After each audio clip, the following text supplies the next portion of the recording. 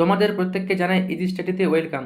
তো আজকের ক্লাসে আমরা ক্লাস 10-এর সেকেন্ড ইউনিট টেস্টের ভূগোল বিষয়ের কিন্তু 6 নম্বর অধ্যায় অর্থাৎ ভারতের অর্থনৈতিক পরিবেশ থেকে মোস্ট ইম্পর্টেন্ট 60টা এমসিকিউ এবং এসিকিউ করব।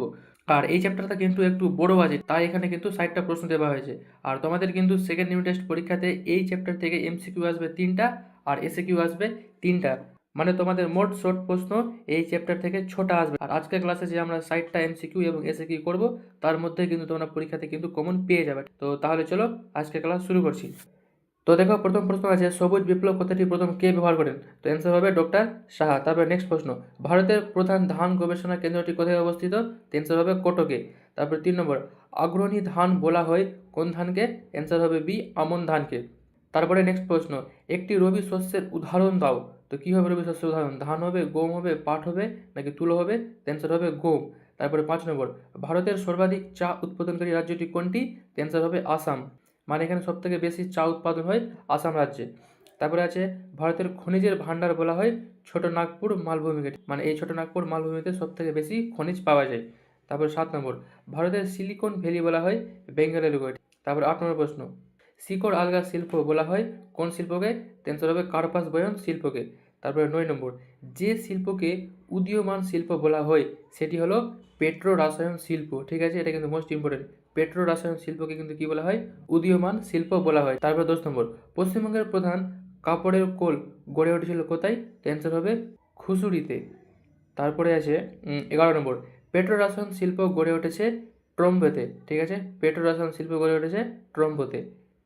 তারপরে 12 নম্বর, সেল হলো একটি লোহা ও ইস্পাতের সংস্থা। Option number C. তারপরে নেক্সট প্রশ্ন, ন্যাশনাল ইনস্ট্রুমেন্ট মিডিলেট অবস্থিত কোথায়? অ্যান্সার হবে যাদবপুরে। তারপরে আছে 14 নম্বর, ভারতের ডেট্রয়েট বলা হয়। অ্যান্সার হবে অপশন নাম্বার বি, চেন্নাইকে। তারপরে 15 নম্বর, ভারতের নবীনতম রাজ্যটি হলো অপশন নাম্বার বি, তেলেঙ্গানা। এটা মানে সবথেকে নতুন রাজ্য হয়েছে। তারপরে 16 নম্বর প্রশ্ন, ভারতের সর্ববৃহৎ কেন্দ্রশাসিত অঞ্চলটি হলো দিল্লি, মানে ভারতের মধ্যে যে কেন্দ্রশাসিত রাজ্যগুলি আছে তার মধ্যে দিল্লি হচ্ছে সবথেকে বড়। তারপরে 17 নম্বর, মহানগর এর লোক সংখ্যা হলো কত? তো মহানগরের লোক সংখ্যা হয় 10 লক্ষের বেশি। Option number D. তারপরে 18 নম্বর, সর্বশেষ আদমশুমারি অনুযায়ী ভারতের জনসংখ্যা প্রায় কত আছে? তো 121 কোটি আছে। তারপরে 19 নম্বর, ভারতের দীর্ঘতম রেলপথ হচ্ছে অপশন নাম্বার এ, উত্তর এর রেলপথ। তারপরে আছে 20 নম্বর, পৃথিবীর দীর্ঘতম রেলপথ হচ্ছে ট্রান্স সাইবেরিয়া রেলপথ। তারপরে নেক্সট আছে, কত সালে ভারতে প্রথম রেলপথ চালু হয়? অ্যান্সার হবে 1853 সালে। তারপরে 22 নম্বর, ভারতের গভীরতম বন্দর হচ্ছে বিশাখাপত্তনম, মানে এই বন্দরটা কিন্তু ভারতের মধ্যে সব থেকে গভীরতম, এই বিশাখাপত্তনম বন্দরটা। তারপরে 23 নম্বর, ভারতের সর্বশ্রেষ্ঠ বন্দরটি হলো, তো অ্যান্সার হবে অপশন নাম্বার বি, কান্ডালা। তারপরে 24 নম্বর প্রশ্ন, গ্র্যান্ড ব্যাংক রোডটি কলকাতা থেকে বিস্তৃত দিল্লি পর্যন্ত। তারপরে 25 নম্বর, ভারতের দীর্ঘতম জাতীয় সড়ক পথটি যুক্ত করে বারাণসীর সঙ্গে কন্যাকুমারীকে। তারপরে 26 নম্বর, ভারতের প্রথম জনগণনা করা হয়েছিল 1871 সালে। তারপর 27 নম্বর, ভারতের প্রথম সুতাকল স্থাপিত হয় অপশন নাম্বার বি, পশ্চিমবঙ্গে। তারপরে 28 নম্বর, টিস্কো ইস্পাত কারখানাটি কোথায় অবস্থিত? অ্যান্সার হবে অপশন নাম্বার ডি, জামশেদপুরে। তারপরে 29 নম্বর প্রশ্ন, ভারতের প্রথম পেট্রো রাসায়ন শিল্প কেন্দ্রটি গড়ে উঠেছিল কোথায়? অ্যান্সার হবে সি, ট্রাম্পেতে। তারপরে 30 নম্বর, ভারতের দীর্ঘতম জাতীয় সড়ক পথটি হলো অপশন নাম্বার ডি, 7 নম্বর জাতীয় সড়ক পথ। তোমাদের কিন্তু এমসিকিউ 30টা হয়ে গেলো। এবার দিচ্ছি এসিকিউ। দেখো কি বলে, নিচের প্রশ্নগুলি কোথায় উত্তর দাও, মানে এসিকিউ। বলেছে দক্ষিণ ভারতের ধানের গোলা বলে, তো অ্যান্সার হবে কৃষ্ণ গোদাবরী বদ্বীপকে। তারপর 2 নম্বর, পৃথিবীর সবুজ বিপ্লবের জন্য কাকে বলে? অ্যান্সার হবে নরম্যান বোরলগকে। তারপর 3 নম্বর, পশ্চিমবঙ্গের ধানের ভাণ্ডার কোথায়? অ্যান্সার হবে বর্ধমানে। তারপর 4 নম্বর, সবুজ বিপ্লব দেখা যায় কোথায়? অ্যান্সার হবে পাঞ্জাব ও হরিয়ানায়। তারপর নেক্সট প্রশ্ন, সোনালী পানি বলা হয় কাকে? অ্যান্সার হবে চা। তারপর 6 নম্বর, চিনির বাটি বলা হয় উত্তরপ্রদেশকে। তারপর 7 নম্বর, জায়িদ ফসলের উদাহরণ হচ্ছে আউশ ধান আর বাদাম, এগুলো হচ্ছে জায়িদ ফসল। তারপরে 8 নম্বর, ভারতের কফির রাজধানী কাকে বলা হয়? অ্যান্সার হবে কর্ণাটকের চিকমাগালুর। তারপরে 9 নম্বর, ভারতের খনিজের ভাণ্ডার বলা হয় কাকে? অ্যান্সার হবে ছোট নাগপুর মালভূমিকে। তারপর 10 নম্বর, ভারতের রুড কাকে বলা হয়? অ্যান্সার হবে দুর্গাপুরকে। তারপরে নেক্সট প্রশ্ন, ভারতের ম্যানচেস্টার কাকে বলা হয়? অ্যান্সার হবে আহমেদাবাদকে। তারপরে আছে 12 নম্বর, উত্তর ভারতের ম্যানচেস্টার কাকে বলা হয়? অ্যান্সার হবে কানপুরকে। তারপর নেক্সট প্রশ্ন, দক্ষিণ ভারতের ম্যানচেস্টার কাকে বলা হয়? অ্যান্সার হবে কোয়েম্বাটোরকে। তারপরে 14 নম্বর, ভারতের বৃহত্তম পেট্রো রসায়ন শিল্প কেন্দ্র কোথায় অবস্থিত?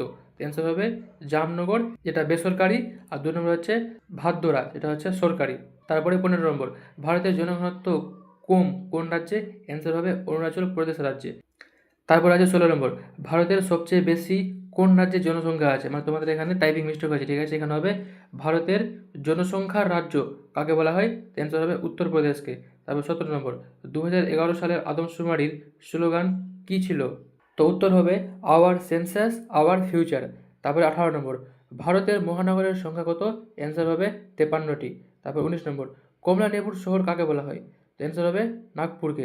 তারপর 20 নম্বর, সায়েন্স সিটি কাকে বলে? অ্যান্সার হবে যোধপুরকে। তারপর 21 নম্বর, ভারতের সাক্ষরতার হার বেশি কোন রাজ্যে? অ্যান্সার হবে কেরালায়, 93.91%।